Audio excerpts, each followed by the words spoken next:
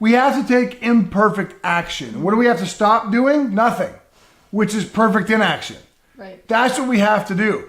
We have to stop telling ourselves that this is a challenge, that we don't know how it's going to end up, that we don't know what to do first, that we don't know which direction to go. Mm-hmm. We have to stop doing that. Yep. We have to be content to take imperfect action. Mm-hmm.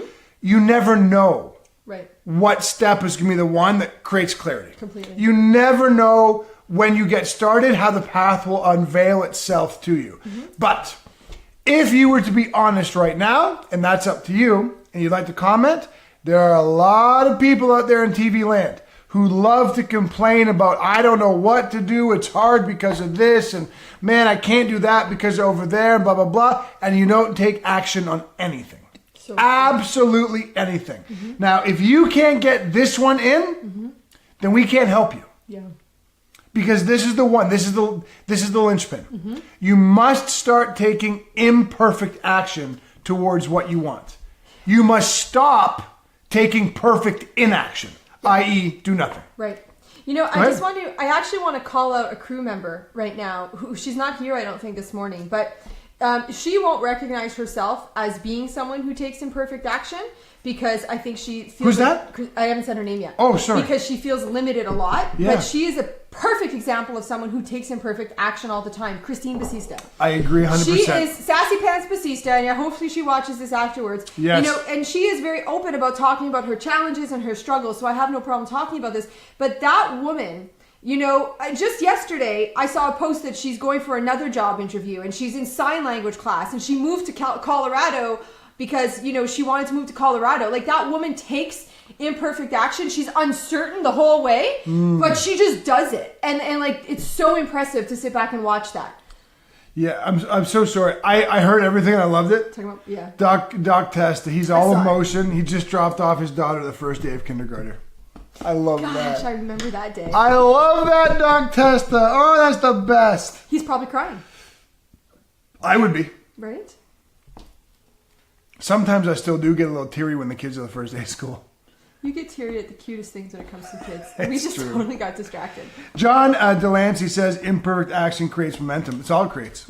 155,000%. I think, act like that too, but do not vocalize it. Surely don't post it. Oh, I love that, Steve. There's a lot of humility in that. Mm-hmm. Yeah. Well, I mean, I'm gonna tell you a quick story. If you've read Mindset Matters Most, go ahead and comment, or maybe a Sea of Hearts. We haven't had a Sea of Hearts yet today. If you read my book, Mindset Matters Most, in that book I read about a story about the half-blind hawk. It's a fictitious tale. I made it up. I think it's pretty awesome though. But the half-blind hawk is obviously at a disadvantage. You can only half see, right?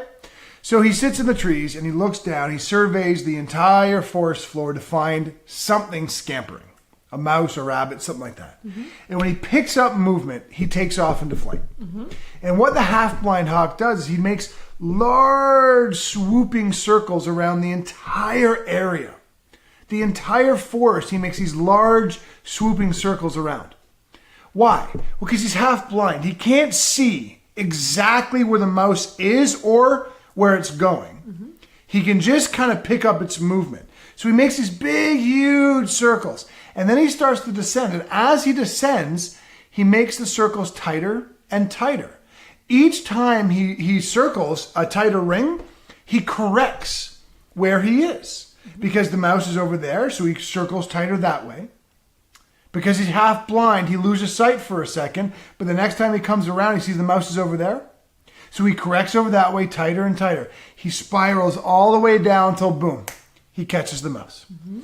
That is the way the half-blind hawk has learned to hunt, has learned to sustain himself. Right. Because a handicap, a deficit, doesn't mean you can't survive and thrive. It means you have to find your way. Mm-hmm. The half-blind hawk has found his way. He's realized by taking flight and making huge, vast circles and surveying everything, he can start to autocorrect on the way down and then boom, catch his prey. That is called imperfect action. The hawk would love to be like the other hawks who could just see a mouse and beeline for it. Mm-hmm. But he's not, because he's half blind. So he's learned to adapt by taking imperfect action, taking flight, and making these big circles and correcting along the way. That is the essence of imperfect action. Now, if that hawk was to sit there saying, fuck this, I can't see. I'm half blind hawk. Mm-hmm. I have such a disadvantage. This whole half blind thing is completely fucking me. Well, what am I supposed to do? I see the mouse, but if I go off this tree branch, I'm not going to be able to get the mouse because I'm half blind. I can't see. Oh, look, there's a rabbit. But I know if I take flight, I'm not going to be able to go get him. Look, those hawks can go get him, but I can't get him. Oh, look, that hawk, that rabbit's gone. A different hawk got him. I wish I could do that. Hawk doesn't do that because that would be taking perfect inaction. Mm-hmm. And if a hawk takes perfect inaction, what happens after 2 weeks? He dies. Starves. Because he is not adapting and doing what he can to survive and eventually thrive. Mm-hmm. You got to take flight. Mm-hmm. You've got to take perfect inaction and find your way. It never doesn't.